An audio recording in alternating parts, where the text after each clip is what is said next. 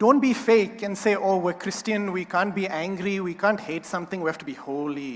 మరి క్రైస్తవులుగా అసలు మన కోపమే రాకూడదండి, మనం దేని ద్వేషించకూడదు, చాలా పరిశుద్ధంగా ఉండాలి అనుకోకండి. You know, when Jesus, he cleared the temple, యేసుక్రీస్తు ప్రభువారు దేవాలయంలో వారందరినీ తొలగించినప్పుడు he didn't say, oh, can you please not change your money here?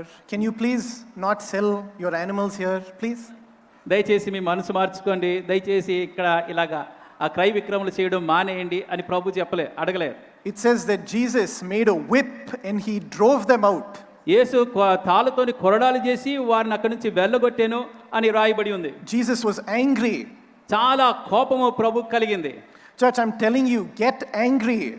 మరి అటువంటి దైవికమైనటువంటి కోపాన్ని మనం పొందుకోవాలి. Your body is the temple of the Holy Ghost today. మీ శరీరము పరిశుద్ధాత్మకి ఆలయంగా ఈ రోజు ఉంది. And something is trying to get in and take its place there. అలాగుండగా ఏదో ఒకటి అందులోనికి వచ్చి అందులో నివాసం చేయాలని ప్రయత్నిస్తుంది. I am telling you, get violent. కనుక బలంగా దాన్ని మనం ఎదుర్కోవాలి. Get angry and kick it out. మరి కోపంతోని దాన్ని బయటికి నెట్టివేయాలి. తరిమే యేసు నామములో